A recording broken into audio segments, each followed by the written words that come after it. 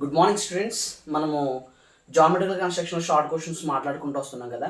So one of the most important short question మనకి ఈ రకంగా కూడా అడిగే ఛాన్సెస్ ఉంటుంది. సో ఇలాగ మనకి ఇండైరెక్ట్గా అడుగుతుంటాడు ఒక్కొక్కసారి. Construct a పెంటాగాన్ inside. So inside అని మాట్లాడాడు. ఇన్సైడ్ అంటే nothing but inscribed circle method. మనం ఆల్రెడీ ప్రీవియస్ క్లాస్లో మాట్లాడుకున్నాం ఎన్ని మెథడ్లు ఉన్నాయి ఏంటనేది. ఒకసారి చూడండి. Inside a circle of diameter 60 mm. Diameter ఇచ్చాడు, మనకి 60 mm ఇచ్చాడు. సో ఇచ్చిన డేటా మనం రాసుకుంటే diameter D is equal to ఎంత ఇచ్చాడంటే 60 mm ఇచ్చాడు. తర్వాత మనం రేడియస్గా తీసుకుంటే దాన్ని radius R is equal to D by two అంటే 60/2 చేసుకుంటాము. 60/2 చేస్తే 30 mm. సో ఇప్పుడు మనం ఏం చేస్తామంటే ఒక సర్కిల్ డ్రా చేయాలి. ఇన్సైడ్ ఏ సర్కిల్ అన్నాడు కాబట్టి సర్కిల్ డ్రా చేయాలి. సర్కిల్ రేడియస్ ఎంత అంటే అండి 30 mm తీసుకుంటాం. సర్కిల్ యొక్క రేడియస్ ఎంత అండి 30 mm.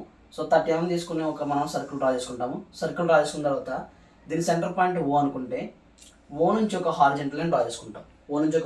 డ్రా చేస్తాము. దీన్ని మనం ఏమనుకుంటామంటే ఏ పాయింట్ అనుకుంటాం. ఓకే, ఇది ఓ అవుతుంది. సో దీన్ని అలా పెడతాం మనము. ఇప్పుడు మనము 60 mm కదండి, ఈ పాయింట్ నుంచి ఈ పాయింట్ వరకు డిస్టెన్స్ ఎంతంటే డయామీటరే కాబట్టి 60 mm అవుతుంది.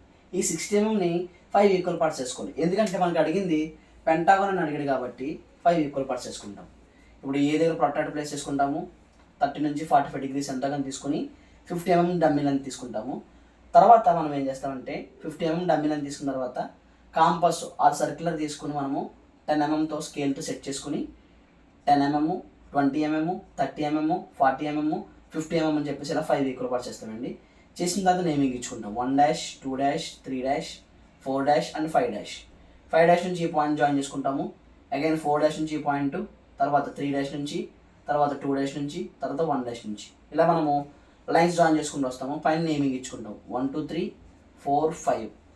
ఇప్పుడు మనం ఏం చేస్తామంటే అండి తర్వాత ప్రాసెస్లో ఏ నుంచి 5 డిసిషన్ తీసుకుని ఏ సెంటర్ చేసి ఒక ఆర్కు, మరలా అగైన్ 5 సెంటర్ చేసి ఇంకో ఆర్కు డ్రా చేసుకుంటాము. ఆ రెండు ఆర్ సెట్లు ఎక్కడైతే కలిసి దాన్ని జీ అనుకుంటాం. క్యాపిటల్ జీతో డినోట్ చేస్తాము. సో జీ పాయింట్ నుంచి ఏం చేస్తామంటే 2ని టచ్ చేస్తూ 2 కాదండి 2ని టచ్ చేస్తూ ఒక సర్కిల్ మీదకి ఒక లైన్ డ్రా చేసుకోవాలి. 2ని టచ్ చేస్తూ సర్కిల్ మీదకి ఒక లైన్ డ్రా చేసుకుంటాము. డ్రా చేసుకున్న తర్వాత సర్కిల్ మీద ఎక్కడైతే కట్ అయిందో దాన్ని బీ పాయింట్ అనుకుంటామండి. సో మనకి బీ పాయింట్ వచ్చేసింది. ఫస్ట్ పాయింట్ ఏని బీని రెండింటిని జాయిన్ చేస్తాము.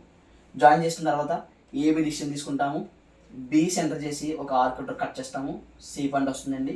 మరలా అగైన్ ఏబి డిస్టెన్స్ తీసుకుని సి సెంటర్ చేసి ఒక ఆర్క్ కట్ చేస్తాము. డి పాయింట్ వస్తుంది.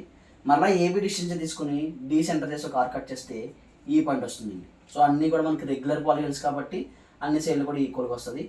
బీని సిని జాయిన్ చేస్తాము, తర్వాత సిని డీని జాయిన్ చేస్తాము, తర్వాత డీని ఈని జాయిన్ చేస్తాము, అండ్ లాస్ట్ ఉన్నదోడికి ఈని జాయిన్ చేస్తామండి. ఇలా మనకి లోపల డిస్క్రైబ్డ్ సర్కిల్ మెథడ్లో పెంటాగన్ వస్తుంది. పెంటాగన్ వచ్చిన తర్వాత దాన్ని డైమెన్షనింగ్ ఇవ్వాలంటే మనకి రేడియస్ కాబట్టి సో రేడియస్ R30 అని మనం డినోట్ చేస్తామండి. సో ఈ విధంగా డ్రా చేసుకుంటే మనకి 5కి 5 మార్క్స్ అనేవి రావడం జరుగుతుంది. Thank you.